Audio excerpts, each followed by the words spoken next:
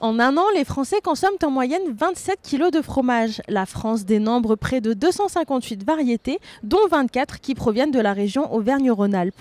Pour commencer 2025 en beauté et varier les plaisirs, on vous fait découvrir la seule laiterie urbaine de Lyon. Pour cela, direction le quartier de la Guillotière, où Anaïs nous dévoile les secrets de la production de fromage en tout genre. Un reportage signé Stéphanie Sekémé et Clara Morand. Suivez-nous.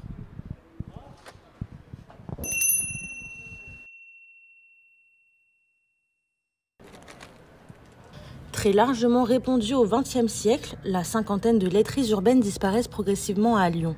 En 2008, la dernière à subsister est celle du quartier de Sans Souci, qui ferme finalement pour des raisons financières. Pour contrecarrer cette tendance, Anaïs Durafour entreprend en 2020 le projet de raviver ce savoir-faire dans sa ville de cœur. C'est quelque chose qui est revenu un peu au goût du jour, à Paris notamment, avec la laiterie de Paris, laiterie La Chapelle, avec le projet de rémunération de la filière laitière, puisque du coup, il n'y avait pas d'intermédiaire. Le lait arrive directement chez nous producteurs et il est revendu directement aux consommateurs. Et donc, en n'ayant pas d'intermédiaire, ça permet d'acheter le lait cher, donc on l'achète 2 fois le prix du marché, et on le revend en transformation à un prix accessible.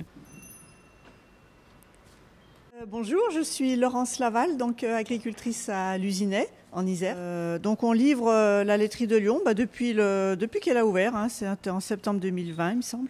Voilà, donc c'est nous qui fournissons le lait à la laiterie. Donc je prends des yaourts ici que je revends et ça me fait une communication aussi pour la laiterie de Lyon.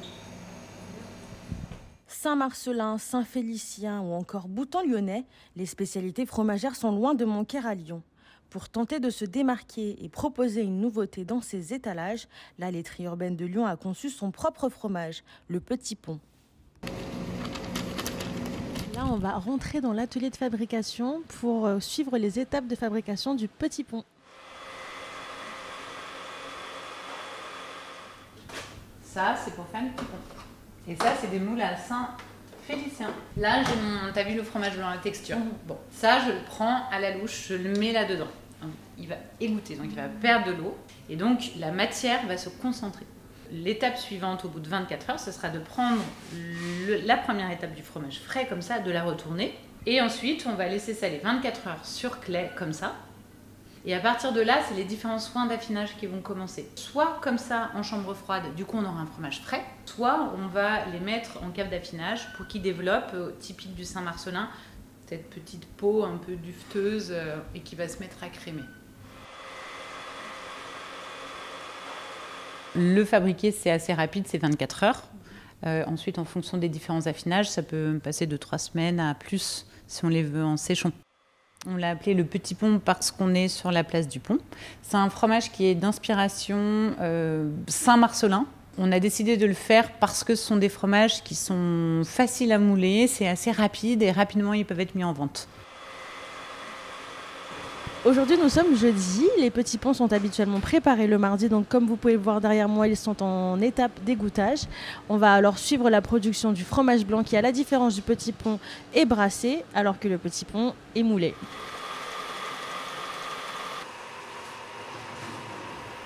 Le fromage blanc est le produit le plus vendu de la laiterie de Lyon.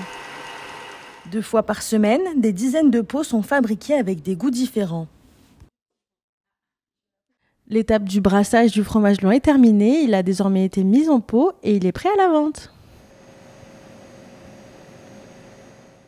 Fidèle client de la boutique, Quentin vient 3 à 4 fois par mois récupérer sa petite dose de plaisir. Aujourd'hui, au menu, c'est raclette. Les produits sont bons, que c'est une bonne référence, c'est dans le quartier. Alors oui, en effet, en allant à Rèche-Beaufort, on aurait pu aller chercher du Beaufort et faire autre chose, mais c'est une valeur sûre. Souvent, c'est pour des grosses commandes de fondue, de raclette. Et après, ils ont plein de bons produits, donc clairement, c'est assez variable aussi. Ouais. Merci beaucoup pour le petit pont. À une prochaine. Au revoir. On est ravis d'avoir découvert la seule laiterie urbaine de Lyon et on repart avec notre fromage.